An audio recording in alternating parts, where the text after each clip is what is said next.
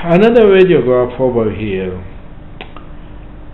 Before I proceed into this, have a look at this radiolucency, irregular radiolucency, no corticated borders, no clear borders. This is not always, remember in the last video we said that this is the nostril. To differentiate this, what you do is that you follow the PDL of the tooth. Once the PDL of the tooth starts to widen and it just merges with the periphery of the radiolucency, see this is PDL, and then at a point it balloons to form this. So we cannot say that this is a nostril, because you have a root canal filled tooth, underfilled, and you have, plus not to forget the clinical examination. So pathology, if you are going to interpret this, I would say that before you go to final diagnosis, if you want to write a report, you exclude the possibility of the nostril, and then you would go for a periapical pathology associated with this tooth. Okay, we will talk about this in upcoming videos. In the radiograph, I want you to see this triangular radio opacity, which is located on the in between the central incisors. This one. This is the shadow of the image of the anterior nasal spine. So before, again, if you see, don't go that. Don't interpret disease here unless you first of all exclude the image of the anterior nasal spine, which is typically V-shaped, located between the upper central incisor, the anterior nasal spine. Another image of upper central incisor area, and I want you to have a look about, or to differentiate between the bone trabecules and the bone marrow spaces. Bone trabecules are those thin, see them, lace-like radio opacities scattered throughout the maxilla, while the bone marrow spaces are those which are the those radiolucent spaces which are located between this mesh of bones. Typically in the maxilla, the bone trabecules are random, they don't follow a certain direction, and they are thin, then they are randomly arranged. So bone trabecules and the bone marrow spaces are need to be differentiated in the images of the all teeth, actually. Whether if this area was of an edentulous patient, you would know it from the mid-palatine suture image. You would expect also the incisor foramen, you would expect the anterior nasal spine, and of course from the shape of the bone marrow spaces.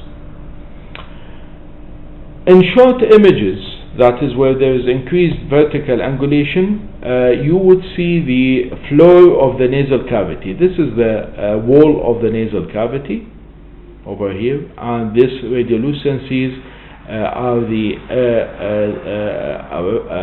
left and right nasal cavities alternatively. Of course, they are separated by the nasal septum. Sometimes it appears, sometimes it does not appear, while this corticated borders would represent the floor of the nasal cavity, which again might be seen or might not be seen, depends on how the x-ray was taken. It depends on the anatomical variation of the person. A clearer view of the random distribution of the bone marrow spaces and the bone trabecules in the anterior region. This is the canine area, by the way, lateral, canine, premolar, and this is the first premolar, and this is the second molar, where you can see the bone marrow spaces, those tiny radiolucent areas that are scattered throughout the maxillary bone, while the bone trabecules would represent the contrast of these spaces. They will appear as those meshings of the spongy bone, which is located in this area. This is a spongy bone, by the way, while the lamina dura, which represents the socket of the tooth, is composed of a compact bone. Hence, it would appear as a thin radio-opaque, very sharp radio-opaque line, while the spongy bone, on the other hand, would appear as like a orange peel appearance, which is characteristic of the anterior area. In between the canine tooth and the lateral incisor, sometimes you would expect to see diminishing of the bone trabecules. Diminishing of bone trabecules is called, in the radiographically speaking, is expressed as a fossa. And the fossa which is present here is the lateral fossa, which is present between the canine tooth and the lateral incisor in this area. So this is, if you see this diminishing of the bone trabecules, compare it to this one. Here the bone trabecules appear to be they have lost their structure or texture, and this area, all this area, is the lateral fossa. Sometimes again you see it, sometimes you don't. By the way, if one anatomical image of an anatomical structure in the teeth, you don't see it, it doesn't mean that it's not present. It's simply anatomical variation. So you don't expect to see each and every anatomical landmark in every. It's not a mannequin that it keeps repeating every time you see it. It's different. It even differs in the same individual at the time when this X-ray was taken. Again, the image of the anterior nasal spine here, it will appear even higher. This is the shadow of the nose over here, this line, and this is the anterior nasal spine, which even appears higher, located in the this V-shaped radio opacity over here, and this is the incisor foramen over here. See how big it is, all this area, while the median palatine suture is kind of shifted. See this overline over here, it's been shifted by the incisor foramen. A foreign body over here. This is a nose pin.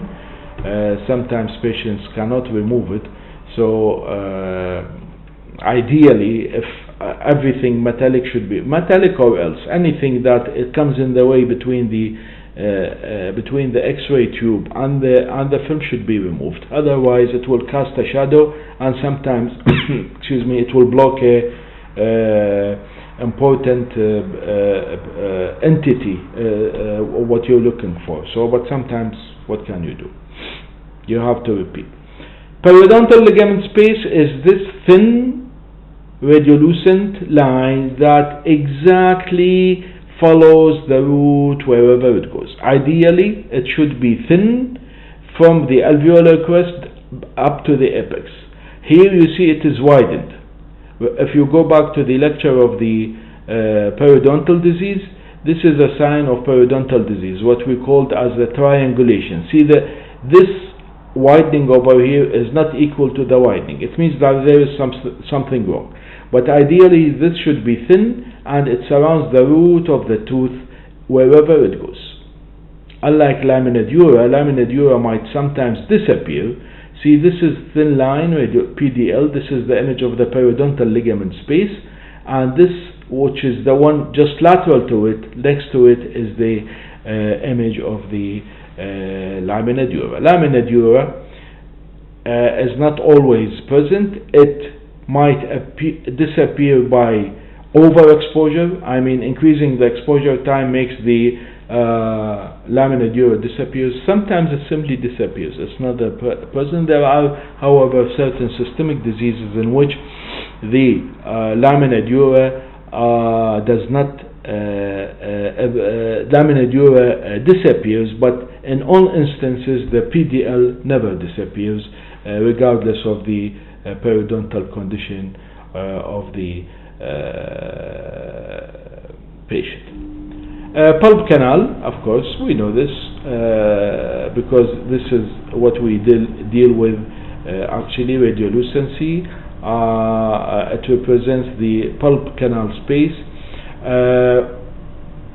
This also might disappear in cases of calcified canal. It might, as we age, the secondary dentine deposition decreases this space, but sometimes it's completely blocked. Again, another image of the mid-palatine suture over here, and this is the anterior nasal spine located in between the in the center of the image. Let's go to the premolar area and the canine area, and there is here a characteristic appearance. Actually, it's a junction of three walls. It's a junction of three walls, which is collectively called as the inverted Y. Y, you know, Y letter, it is inverted. It's called the inverted Y. This is composed of the following walls. One is the medial wall of the maxillary sinus. This is the maxillary sinus. And the second wall is composed of the second component of the Y is composed of the floor of the nasal cavity, while the third component of the Y is the floor of the nasal cavity. Those three, see, 1, 2, 3. This is called the inverted Y. This is typically present in the premolar canine area, or canine premolar area. It's the junction of three walls, floor of nasal cavity. This is the medial wall of the maxillary sinus, or you can call it the lateral wall of the nasal cavity, and this is the floor of the maxillary sinus, which is called the inverted Y. As we said, floor of maxillary sinus, medial wall of maxillary sinus, and the floor of the nasal cavity. Collectively, they form this structure of the inverted Y. You will see sometimes the shadow of the inferior concha over here. By the way, maxillary sinus and the nasal cavity, they don't appear always. Ideally, because they are air-filled cavities, they should appear completely radiolucent, but they don't appear as such because they are filled with the concha, meatus, and sometimes septa in the wall. So there is superimposition of structures, and this is more, the effect of this is more exaggerated in OPG.